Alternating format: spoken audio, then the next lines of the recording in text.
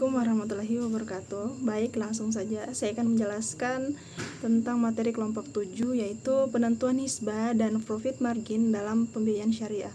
Yang pertama itu pengertian nisbah. Nisbah merupakan rasio perbandingan pembagian keuntungan antara pemilik dana yaitu sahibul mal dengan pengelola dana yaitu mudharib dalam suatu kegiatan usaha yang dijalankan berdasarkan prinsip syariah bagi hasil merupakan keuntungan yang diperoleh dari kegiatan usaha yang dilakukan, baik dalam bentuk pengelolaan investasi maupun transaksi usaha lainnya.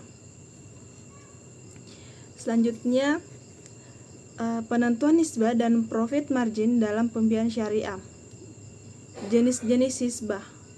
Yang pertama itu hisbah aktifah, nisbah atamwil wal alwada'i, nisbah fi'itiyati naqdi, nisbah jariyah, nisbah jumlah modal, nisbah kas, nisbah laba bersih, nisbah laba terhadap aktiva roah, nisbah laba terhadap modal, nisbah likuiditas, nisbah modal primer, nisbah modal sesuaian, nisbah modal terhadap risiko aset, nisbah perputaran, nisbah suri al-sahmi ila al-rabi, nisbah utang terhadap modal bersih.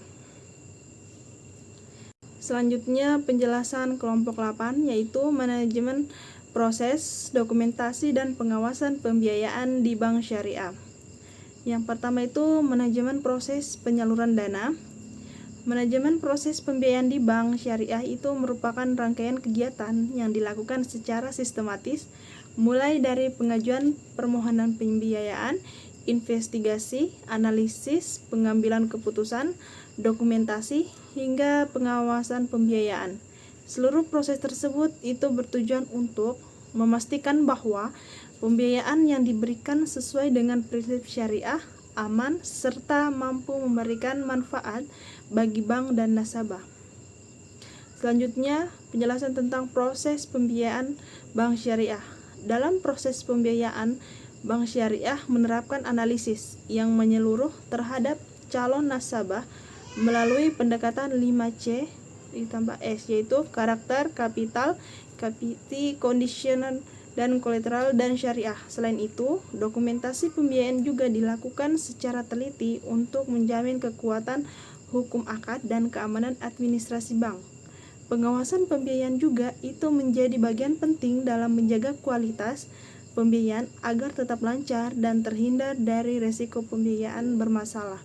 Dengan adanya proses manajemen, dokumentasi, dan pengawasan yang baik, maka kegiatan pembiayaan juga di bank syariah dapat berjalan secara efektif, efisien, dan sesuai dengan ketentuan syariah. Selanjutnya penjelasan kelompok 9 yaitu kebijakan dan teknik pembiayaan di bank syariah.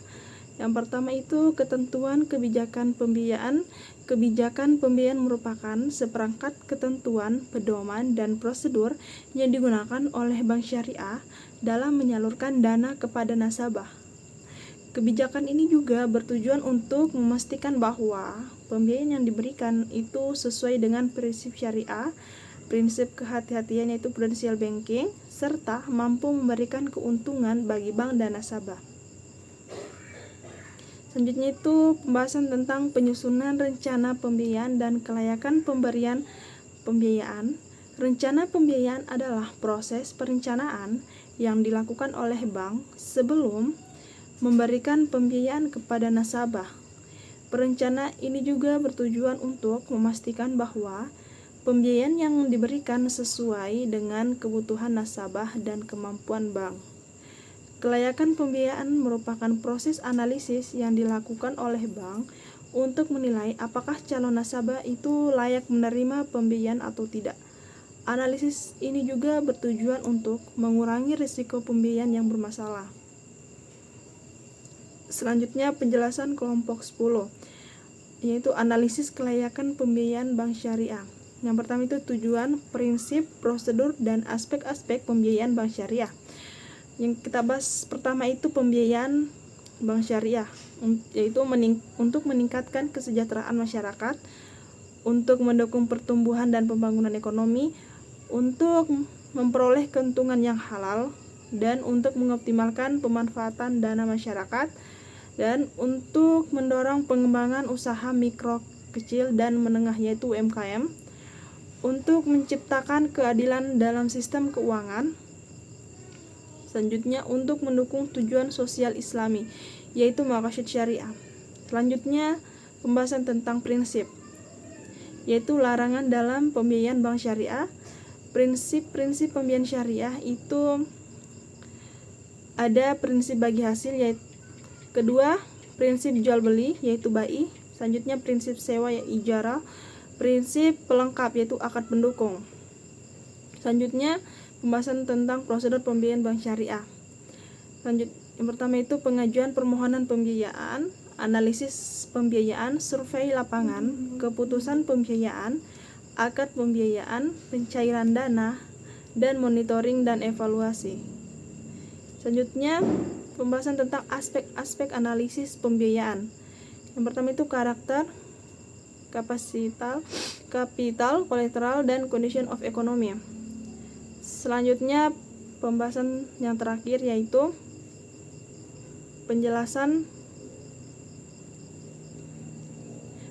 tentang kelompok 11, mengaplikasikan pembiayaan sistem bagi hasil yaitu mudharabah di bank syariah.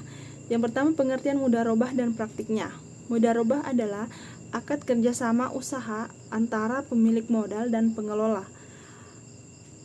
Agar akad ini sah, harus memenuhi rukun berupa yaitu dua pihak, modal, keuntungan, dan objek usaha dan ijab kabul. Dalam praktiknya di bank syariah, pembiayaan ini diterapkan melalui tahapan melalui pengajuan proposal, analisis, pendatanganan akad, penyaluran dana, hingga pembagian hasil dan pelunasan. Sistem ini juga menetapkan bahwa bank dan nasabah itu sebagai mitra bisnis yang berbagi keuntungan dan risiko secara adil. Selanjutnya, pembahasan tentang rukun mudharabah. Rukun adalah unsur-unsur yang harus ada agar suatu akad juga dapat dinyatakan sah dan mengikat. Menurut mayoritas ulama dan fatwa DSN MUI, rukun mudharabah terdiri dari 5 unsur, yaitu yang pertama dua pihak yang berakat, kedua itu modal, ras al-mal, ketiga keuntungan, keempat objek atau jenis usaha, yang terakhir itu ijab dan kabul.